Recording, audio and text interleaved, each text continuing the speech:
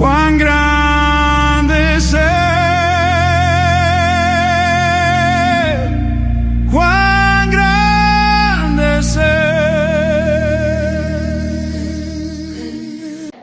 Gloria al Señor. Damos gracias al Señor por este momento en el cual pues sus hijos nos hemos reunido en este lugar para darle la honra y la gloria al Señor. Felicitar a los hermanos también que estuvieron bien acertados dirigiendo las alabanzas, ¿verdad? Y creo que nos hemos gozado a través de estos cánticos que son como un olor grato ante la presencia del Señor.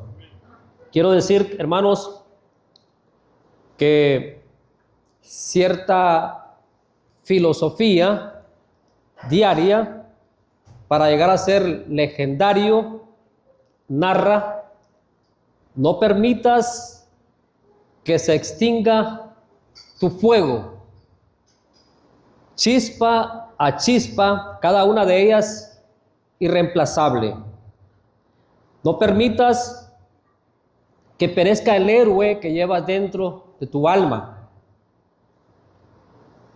en solitaria frustración por la vida que merezcas, pero que nunca pudiste alcanzar.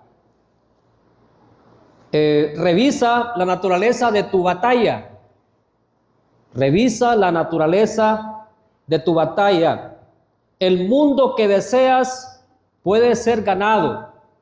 El mundo que deseas puede ser ganado. Existe ese mundo. Es real ese mundo. Es posible. Y ese mundo es tuyo. Esto lo escribe Ayn Rand en el libro El Club de las 5 de la mañana. De igual forma, hermanos, en sentido espiritual, siempre que se trate de desarrollo personal, tendremos un panorama glorioso con nuestro Dios. Cuando hablamos de desarrollo personal, nos referimos al punto de superarnos o de superarse en la nueva vida que tenemos en Cristo Jesús, de su crecimiento espiritual, del desarrollo que usted y yo hemos logrado alcanzar, de no quedarnos estancados, de no quedarnos enanos espiritualmente hablando. El enanismo espiritual se refiere a la falta de madurez, se refiere a la inconstancia, se refiere a lo superficial de la fe. O sea, en otras palabras, se refiere a que la fe debe de ser sólida, la fe de nosotros debe de ser grande. Jesucristo, usted sabe muy bien que en varias ocasiones hablaba de la falta de fe, ¿verdad? De la falta de fe. Y les decía a los que no tenían fe, les decía hombres de poca fe.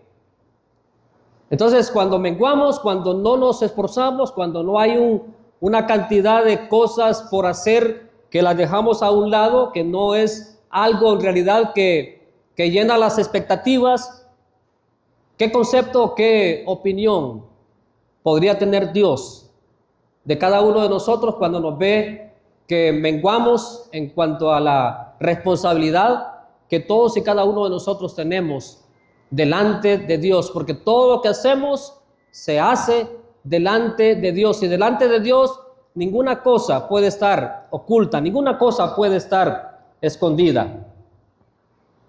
Su nueva vida lo llevará a transformarse, a transformar la parte interior de su ser, a morir a su propio yo, para que entonces Cristo sea el que viva en su vida. Como decía Pablo, con Cristo estoy juntamente crucificado. Ya no vivo yo, mas vive Cristo en mí. Y lo que ahora vivo en la carne, lo vivo en la fe del Hijo de Dios, el cual me amó y se entregó a sí mismo por mí. De nuestra nueva identidad, de la nueva identidad que nosotros en Cristo Jesús hemos logrado alcanzar. ¿Verdad? Ya es una acción completamente distinta a la acción que teníamos o que hacíamos cuando no estábamos en la vida cristiana. La gente que no está en Cristo, todo para ellos es algo, la vida que llevan es una vida normal. El pecado que ellos hacen, para ellos es normal. Aunque el mundo se termine, aunque el mundo ya se vaya a terminar, ¿verdad? O se anuncie en esta época o en tal fecha, el mundo se va a terminar. La gente que está en el mundo, que peca deliberadamente, esta persona no está pensando en rendirse a los pies del Señor para cambiar esa forma de vida, porque no hay temor en él, porque no hay respeto. Entonces se entrega más a los placeres y cada vez más se va metiendo a ese mundo oscuro que no le permite tener esa íntima relación con Dios. No obstante, cuando la persona está en Cristo, entonces ve el mundo de una manera completamente diferente. Si está entregado, como Pablo lo hizo en su momento, cuando tuvo el momento glorioso con el Señor, que más adelante vamos a estar viendo, Pablo experimenta una vida completamente diferente a la vida que anteriormente él llevaba, que era una vida, prácticamente un desastre, aunque él mismo cuenta que todo lo que hacía, lo hacía de buena conciencia, pero todo lo que hacía era completamente diferente, era contraria a la voluntad de Dios en ese momento. Entonces, nuestro crecimiento espiritual va a depender del esfuerzo continuo, del esfuerzo que nosotros hacemos, por ejemplo, del estudio de la palabra de Dios, del esfuerzo que hacemos cuando estudiamos la palabra del Señor, del esfuerzo que ponemos cuando sabemos muy bien que debemos de elevar plegaria a nuestro Dios, del esfuerzo que hacemos y que sabemos que tenemos de dirigirnos a Dios. Desde el momento que usted se levanta, que abre sus ojos, usted sabe que tiene una responsabilidad. Desde ese momento que usted abre sus ojos, usted debe de inclinarse a Dios, darle gracias a Dios por haberle dado un nuevo día, un nuevo amanecer, darle gracias a Dios por haberlo cuidado, por haberlo protegido durante toda la noche, porque no se sabe si usted va a amanecer con vida. Muchos hoy no amanecieron con vida. Muchos hoy ya en este momento duermen. Muchos en este momento su cuerpo está ahí inerte, porque su espíritu ya salió de su cuerpo y se encuentra en otra dimensión. Entonces, si usted amaneció con vida, su deber, su responsabilidad y mi responsabilidad debe de ser darle gracias a Dios por habernos dado un nuevo día de vida. Y luego cuando vamos a tomar los alimentos, darle gracias a Dios por esos alimentos. Y así sucesivamente durante todo el día hacer diferentes oraciones. La palabra del Señor nos dice, estad siempre gozosos, orad sin cesar. Dad gracias en todo, porque esta es la voluntad de Dios para con vosotros en Cristo Jesús. Amados hermanos, el desarrollo personal también incluye, como dice la Escritura, en 1 de Pedro capítulo 2, versículos 2 y 3, desead como niños recién nacidos la leche espiritual no adulterada, para que por ella crezcáis para salvación, si es que habéis gustado la benignidad del Señor. Entonces el desarrollo personal incluye el que usted desee la leche espiritual no adulterada. Sabemos de que hay leche, cuando la leche se adultera, ¿verdad? Es porque le han echado demasiada agua a esa leche, entonces ya esa leche ya está adulterada. Si la toma, usted no va a recibir todos los nutrientes necesarios para su cuerpo, ¿verdad? Así es también en el caso de nosotros, en nuestra vida espiritual, ¿verdad? Se trata de desear como niños, dice la Escritura, como niños, la leche espiritual no adulterada, no menospreciar la palabra, porque algunos menosprecian, algunos se creen que todo lo saben, algunos se envanecen, algunos menosprecian a otros. Entonces no debería de ser así. Usted y yo no debemos de menospreciar a nadie. Cualquier palabra que salga de la boca de esa persona, usted debe respetar esa palabra. Decía un diamante del negocio de Amway, decía, una persona, un socio comentaba, ¿verdad? Y decía, no importa quién venga, don Anual, me decía, no importa quién de los diamantes, porque tal vez yo le preguntaba, ¿a quién irán a mandar ahora? O sea, ¿quién es el que va a venir a dar la conferencia? Y él me decía, no importa qué diamante venga a traer la conferencia, no importa quién sea, cualquiera de ellos tiene palabras suficientes que pueden cambiar y transformar la vida de una persona. Cualquier persona. O sea, él dice, no importa quién sea. Lo mismo es en el caso, en la vida cristiana. No importa quién está acá al frente, hablándote, pero esa persona que está hablándote, te está hablando por parte de Dios, está hablando. Y cualquier palabra que pronuncie esa persona, una palabra que pronuncie, una palabra puede cambiar tu forma de ser, tu manera de proceder.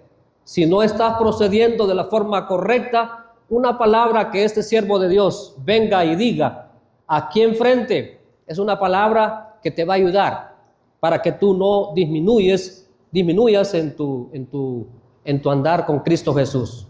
El desarrollo personal tiene que ver con el trabajo constante en nuestro ser, sabiendo que somos cuerpo, alma y espíritu, pero que no solo de pan vivirá el hombre, dice la Escritura, para no solo luchar por la parte física de nuestro ser, sino el trabajo debe ser para sustentar el alma, para sustentar el cuerpo y para sustentar el espíritu.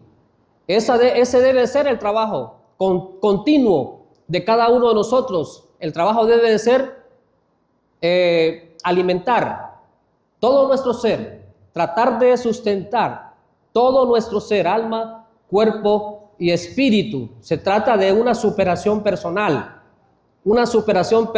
pero ¿qué sucede? No vamos a superarnos, no va a haber una superación personal si nosotros abandonamos este libro que es tan importante y lo venimos y lo ponemos en un sitio donde ni siquiera lo miramos, y entonces no estamos dependiendo de la palabra de nuestro Dios, como el Señor decía, ¿verdad? Nos aconsejaba y Él decía, escudriñad las Escrituras porque a vosotros os parece que en ellas tenéis la vida eterna y ellas son las que dan testimonio de mí.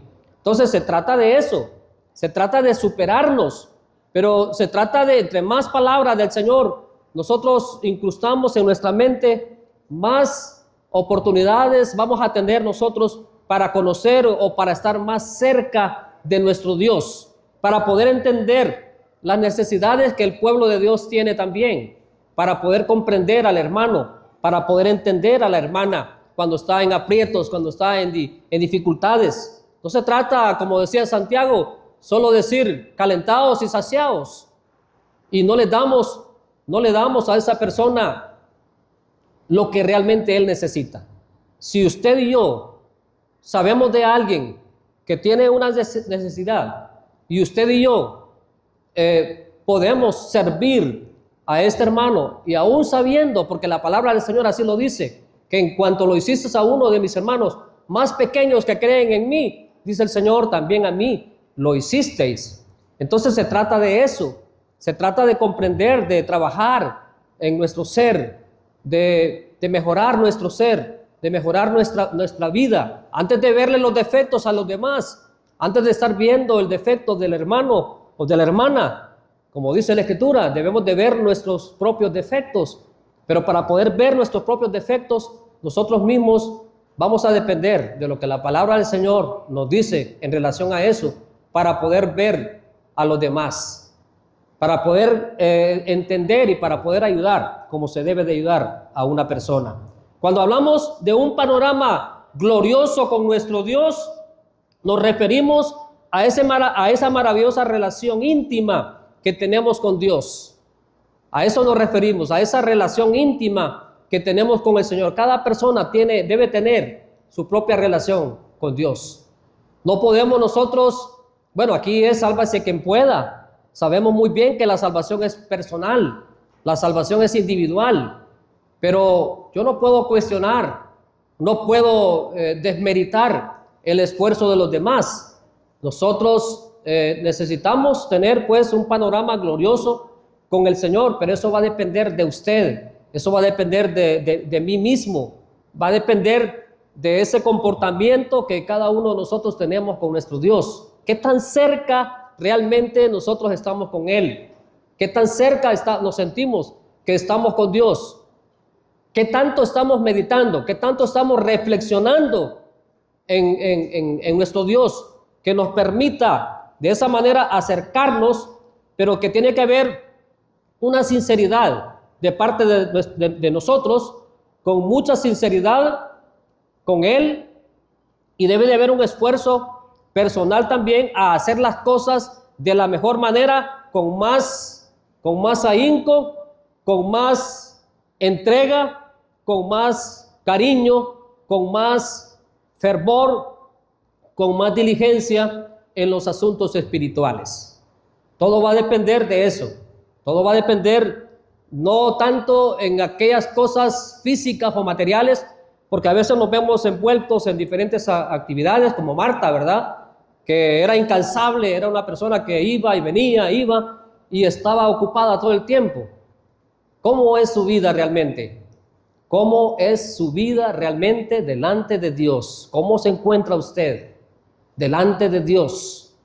¿Es una persona que pone de pretexto o excusas, que porque no tiene tiempo, usted no hace esto, no hace lo otro? La Biblia dice, procura con diligencia presentarte ante Dios aprobado, como obrero que no tiene de qué avergonzarse, que usa muy bien la palabra de Dios. Y dice, aprovechando bien el tiempo, porque los días son malos. Oiga lo que dice, aprovechando bien el tiempo, porque los días son malos.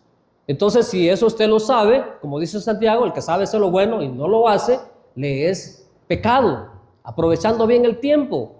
Entonces, no diga, no, es que no tengo tiempo, por eso no lo hice, ¿verdad? Porque en el día del juicio, lo único que va a contar es que usted haya sido encontrado fiel. Si usted y yo no fuimos fieles, entonces en aquel día, eso es lo único que va a contar, ¿verdad? Y es cuando el Señor le va a tener que decir, o le va a decir, bien, buen siervo y fiel, sobre poco has sido fiel, sobre mucho te pondré. Entra en el gozo de tu Señor. Eso le dirá el Señor, eso no dirá el Señor. Entra en el gozo de tu Señor. Un panorama glorioso con nuestro Dios incluye también todas aquellas actividades que tienen que ver con el caminar. Todas aquellas actividades que tienen que ver con el caminar con nuestro Dios. Es decir, eventos únicos de convivencia con el ser que nos creó. Eventos únicos de convivencia con ese ser maravilloso que todos y cada uno de nosotros conocemos y que por ende tiene un propósito para cada uno de nosotros. Cuando hay un menosprecio, por ejemplo, a las actividades que tiene la iglesia, cuando menospreciamos, por lo que estábamos diciendo anteriormente, porque cada quien tiene sus actividades, sus cosas que hacer, de eso pues no hay duda. Pero cuando hay un menosprecio, cuando tenemos el conocimiento de que hay ciertas actividades de la iglesia y nosotros nos hacemos de la vista gorda, entonces la pregunta es, ¿qué va a pensar Dios? No qué va a pensar el hermano, ¿qué piensa Dios? ¿Qué concepto tiene Dios de nosotros? Entonces ahí a eso nos referimos. Un panorama glorioso con nuestro Dios va a incluye todas aquellas actividades que tienen que ver con el caminar con Dios. Por ejemplo, Elías. Se preguntará usted por qué Elías fue levantado al cielo en un carro de fuego o un torbellino. ¿Por qué Elías, si la Escritura dice que Elías era un hombre sujeto a pasiones semejantes a las nuestras? Pero cuando le tocó, le tocó. Cuando él decidió irse, no porque él quiso, sino porque Dios así lo determinó. Cuando ya se iba, había un discípulo de él que se llamaba Eliseo, que a donde quiera que él iba. Y no lo abandonaba, no lo dejaba solo. Probablemente Elías estaba fastidiado de él en algún momento determinado porque no lo dejaba. No lo dejaba, a donde él iba el otro. Y en varias ocasiones él quiso deshacerse de él y no pudo. Y cuando ya se iba, entonces le dijo Elías, ¿qué quieres que te dé? Y él le dijo, dame una doble porción de tu espíritu. Quiero que me des una doble porción de tu espíritu. Entonces Elías, cuando ya iba, cuando fue levantado, le lanzó el manto. Y Eliseo se queda con el manto de Elías. Entonces, amados hermanos, él fue levantado. La pregunta es, ¿por qué fue levantado? Porque fue un hombre que caminó con Dios. Porque fue un hombre que, aunque tuvo defectos como usted y yo, pero caminó con Dios. Porque fue una persona igual que nosotros, igual que usted y que su servidor, pero caminó con Dios. La pregunta es esa: ¿camina usted con Dios? ¿Se acuerda de Él en todo momento? ¿Está pendiente de las actividades que tiene usted como hijo de Dios que es? Porque si hay actividad en la iglesia, usted y yo no debemos de menospreciar la actividad. Por ejemplo, los cristianos del primer siglo, ¿qué actividades tenían ellos?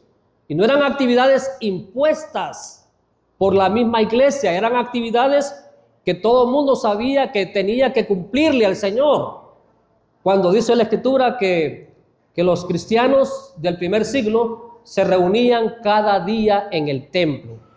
Dice la Escritura que cada día en el templo ellos se reunían, alabando a Dios y teniendo favor con todo el pueblo. Y el Señor añadía cada día a la iglesia los que habían de ser salvos. Cuando dice ahí, cada día en el templo, significa que ellos respetaban el horario que la iglesia tenía. Había un horario, ellos respetaban ese horario. La iglesia tiene un horario. La pregunta es, ¿respeta usted ese horario? ¿Respeta usted ese horario? No, que vivo demasiado largo. Pero los judíos, los cristianos del primer siglo, ese no era un pretexto para decir que no se hacían presentes en cuerpo, alma y espíritu para adorar a Dios, porque era una responsabilidad llegar a ese lugar para darle la honra y la gloria de Dios. Y ellos cumplían, caminaban grandes distancias, no como ahora, que usted y yo hemos sido bendecidos con un vehículo que nos lleva y nos trae. Claro, nosotros manejamos, lógicamente, pero el vehículo nos lleva y nos trae a donde quiera que queramos ir. El vehículo ahí va con nosotros y nos presentamos. Pero entonces respetaban el horario y ellos se reunían todos los días. Cada día en el templo significa entonces las veces que sean necesarias reunirnos, esas veces hay que reunirse. Si la iglesia tiene 3 o 4 días en la semana que hay que reunirse, pues esas veces hay que hacerlo. Ocupe usted un tiempo, porque ese tiempo después le va a hacer falta. Cuando el Señor lo llame a cuentas, que el Señor le dirá, le va a preguntar que por qué razón, que por qué motivo, que por qué causa usted no se hizo presente. ¿Qué le va a responder usted? ¿Qué le vamos a responder? No, que tenía un compromiso. Compromisos todos tenemos. Responsabilidades todos tenemos. Tareas todos tenemos. Pero el punto es ese. Procura con diligencia presentarte ante Dios. Con diligencia. Aprobado. Como obrero que no tiene de qué avergonzarse. Y entonces habrá satisfacción. La satisfacción que usted va a tener es porque usted se presentó. Porque usted hizo el esfuerzo, el sacrificio. Pero si no hizo esfuerzo, si no hizo sacrificio, si la palabra del Señor dice, si el justo con dificultad se salva, ¿en dónde aparecerá el impío y el pecador? Si el justo con dificultad se salva, la pregunta es, ¿con qué dificultad usted se quiere salvar? ¿Con qué dificultad usted cree que se va a salvar? ¿Así como va? ¿Con el ritmo que usted lleva? ¿Cree usted que con ese ritmo le va a alcanzar para poder ir al cielo? Porque todo es delante de Dios. Todos nos encontramos delante de Dios. A donde quiera que vayamos, ahorita estamos aquí, pero cuando salgamos de este lugar vamos a ir a otro lugar. Pero a donde quiera que vayamos, es delante de Dios que estamos. Si usted va de salida, lo correcto es que usted le pida a Dios que le cuide en el camino. Y el Señor le va a cuidar en su camino. Él cuida, como dice el Salmo 4, ¿verdad?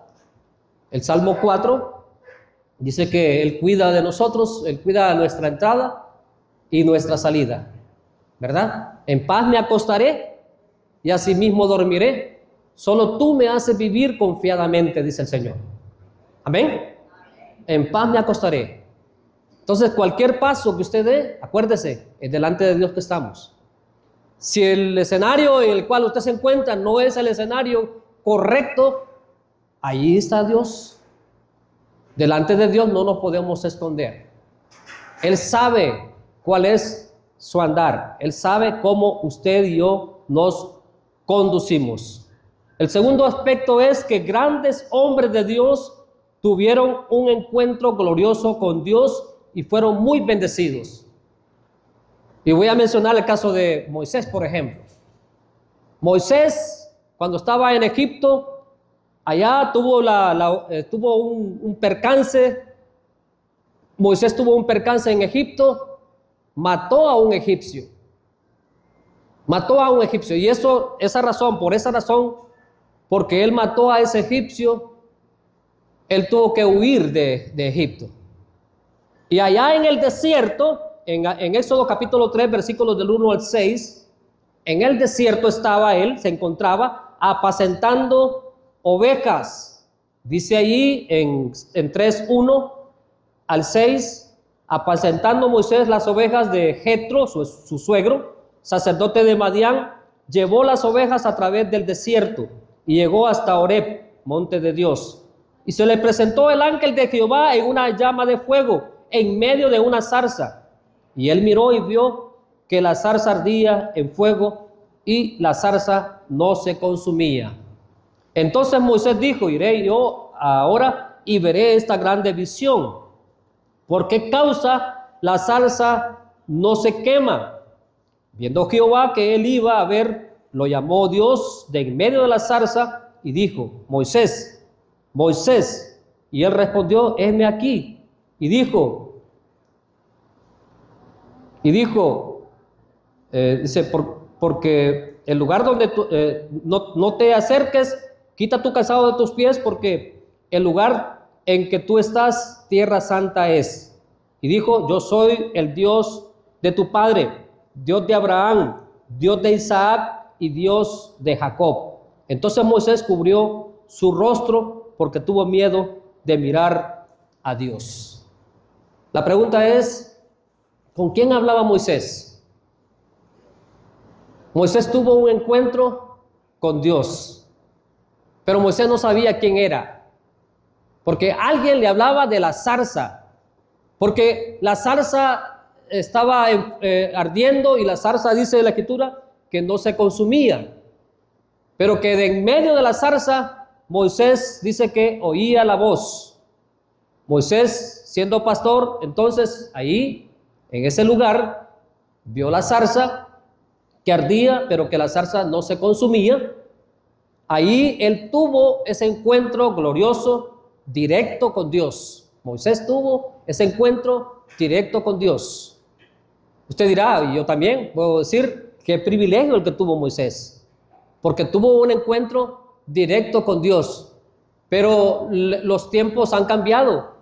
Y usted pensará o piensa o llegará a pensar como yo, que cuando usted, por ejemplo, escudriña la palabra y luego está pero bien concentrado en lo que dice la palabra, ¿verdad? Cuando estamos leyendo, cuando estamos escudriñando, no sé si a usted le ha pasado, a mí me ha pasado, cuando estoy bien metido en la Escritura, que a veces hay relatos de la Escritura que lo conmueven y uno siente la presencia de Dios. ¿Cuántos hemos sentido eso? Sentimos la presencia de Dios en el momento cuando estamos leyendo la palabra, que nos da como un escalofrío y es cuando como que uno se conmueve y hasta las lágrimas se le ruedan de los ojos cuando uno está en ese momento. Es la presencia de Dios misma la que está ahí, porque es Dios mismo el que está hablándonos a nosotros. El panorama es diferente o el escenario es distinto.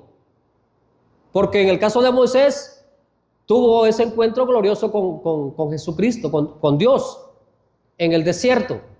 Pero en el caso de nosotros también estamos teniendo un encuentro con Dios en ese momento cuando estamos sintiendo la presencia de Dios. Moisés estuvo ahí, sintió la presencia de Dios, tuvo el privilegio de verle, ¿verdad? Nosotros también tenemos el privilegio de sentir la presencia de Dios y tenemos ese encuentro glorioso con nuestro Dios. Isaías también, en la visión del trono, en Isaías capítulo 6, versículos del 1 al 3, Isaías 6, 1 al 3, en el año que murió, dice el rey Usías, vi yo al Señor sentado sobre un trono alto y sublime, y sus faldas, dice, llenaban el templo.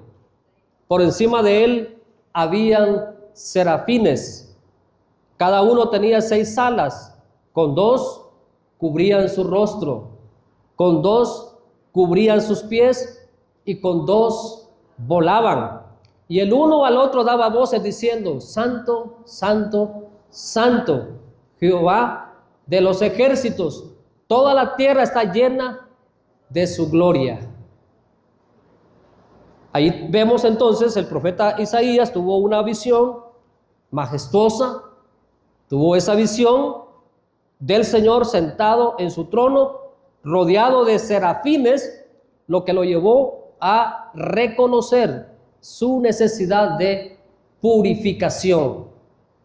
Tenemos ese encuentro entonces de este siervo de Dios. Jacob también tuvo un encuentro glorioso con el Señor. Jacob lucha con un ángel, dice la palabra del Señor en Génesis 32, 24 al 30.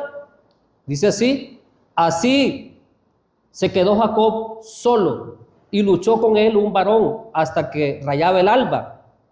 Y cuando él vio que no podía con él, tocó en el sitio del encaje de su muslo y se descoyuntó el muslo de Jacob mientras con él luchaba. Y dijo: déjame porque raya el alba. Y Jacob le respondió: no te dejaré si no me bendices. Y el varón le dijo: ¿cuál es tu nombre? Y él le respondió: Jacob. ¿Cuál es tu nombre? Jacob. Y el varón le dijo: no se dirá más tu nombre Jacob, sino Israel, porque has luchado con Dios y con los hombres y has vencido. Y llamó Jacob el nombre de aquel lugar Peniel, porque dijo: vi a Dios cara a cara y fue librada mi alma. Ahí tenemos entonces el caso de Jacob, donde dice que Jacob luchó con el ángel. Jacob tuvo esa experiencia gloriosa con el Señor. Toda la noche él estuvo luchando. Toda la noche él se esforzó por luchar con este varón, con este ángel del Señor. Y no le dejó ir. O sea, no le dejó ir. Luchó con él hasta que recibiera la bendición de parte del ángel. Fue cuando entonces lo dejó ir. Pero antes de eso no. O sea, él se esforzó. ¿Qué queremos decir con esto? Bueno, también aquí lo que nos motiva a nosotros es también luchar, aunque las dificultades vengan, porque vaya, el caso de Jacob, luchó con él, pero el ángel no se dejó tampoco. El ángel dice que lo golpeó. Cuando hay una lucha de cuerpo a cuerpo, hay golpes, pero como se está en esa lucha de cuerpo a cuerpo, ¿verdad? Yo golpeo, pero a mí también me golpean. Entonces los golpes van y vienen. Tal vez en ese momento no siento el dolor. No siento dolor en ese momento. Pero hay lucha. ¿Y qué dice la palabra del Señor en el caso de nosotros, si lo queremos relacionar? Cuando le dijo Dios a Josué: mira que te mando, le dice que te esfuerces y que seas valiente. No temas ni desmayes, porque el Señor, tu Dios, estará siempre contigo. Y la lucha fue continua, la lucha fue hasta el final, pero Dios estaba con él. Y aunque fue golpeado y el ángel también, y aunque el ángel estaba preocupado porque no lo soltaba y él quería irse, pero al final no le quedó de otra que bendecirle. Recibe la bendición y la bendición es: tu nombre va a cambiar. Ya no se dirá más Jacob, sino que tu nombre ahora será Israel. Entonces le cambia el nombre. Le cambia el nombre y acordémonos de la promesa dada a Abraham y la promesa dada a Jacob. Le dijo Dios a Abraham: en ti serán benditas todas las naciones. Y mira las estrellas del cielo, mira la arena del mar, así será tu descendencia. Israel es el pueblo de Dios en aquel tiempo y el pueblo de Dios en este tiempo. ¿Cuál es el pueblo de Dios en este tiempo? La iglesia. Nosotros somos el pueblo de Dios. Tenemos el caso de Saulo, que estábamos hablando, nos adelantamos, ¿verdad? Saulo de Tarso, el encuentro que él tuvo con Jesucristo en el camino a Damasco, que dice la escritura que como a las 12 en punto, una luz del cielo dice que se presenta, y Saulo en esa ocasión, cuando la luz del cielo se presenta, dice que él quedó ciego. Y entonces Saulo le pregunta, Jesús le dice a Saulo: Saulo, Saulo, ¿por qué me persigues? Y Saulo le pregunta: ¿quién eres? Yo soy Jesús a quien tú persigues. Dura cosa te es dar cosas contra el aguijón. O sea, en otras palabras, ¿quién eres tú, Saulo, para luchar contra mí? Porque Saulo no iba con buenas intenciones a Damasco. Saulo iba a traer arrastras a los cristianos que estaban adorando a Dios en ese lugar. Y luego le pregunta: ¿qué quieres que yo haga, Señor? Ve y entra a la ciudad y ahí se te dirá lo que debes de hacer. Y cuando él entra a la ciudad, ya el Señor había preparado a Ananías para que éste le predicara el evangelio. Y después que le predica el evangelio, entonces ya Saulo se convierte al Señor, se entrega, porque Ananías le dice: ahora pues, ¿por qué te detienes? Levántate y bautízate y lava tus pecados invocando su nombre. Y Saulo, que es Pablo, obedece, y ahora que a él obedece, ya Saulo ya no es el mismo. Saulo fue transformado, Saulo fue cambiado, pero Saulo tuvo un encuentro glorioso con nuestro Dios, y ese encuentro glorioso que tuvo con Dios lo llevó a la obediencia. Y después de esa obediencia, Saulo fue una pieza fundamental e importante en el reino de Dios. Y por último, el apóstol Juan.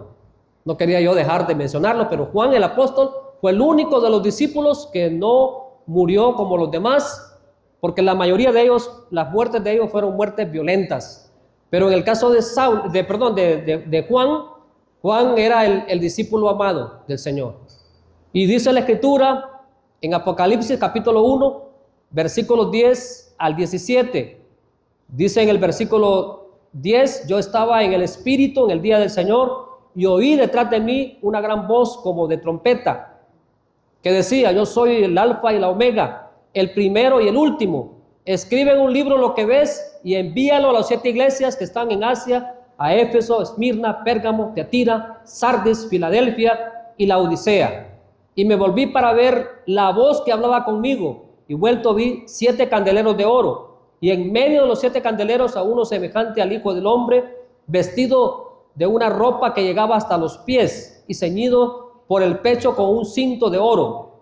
Su cabeza y sus cabellos eran blancos como blanca lana, como nieve, sus ojos como llama de fuego, y sus pies semejantes al bronce bruñido, refulgentes como en un horno, y su voz como estruendo de muchas aguas. Tenía en su diestra 7 estrellas. De su boca salía una espada aguda de doble filo, y su rostro era como el sol cuando resplandece en su fuerza.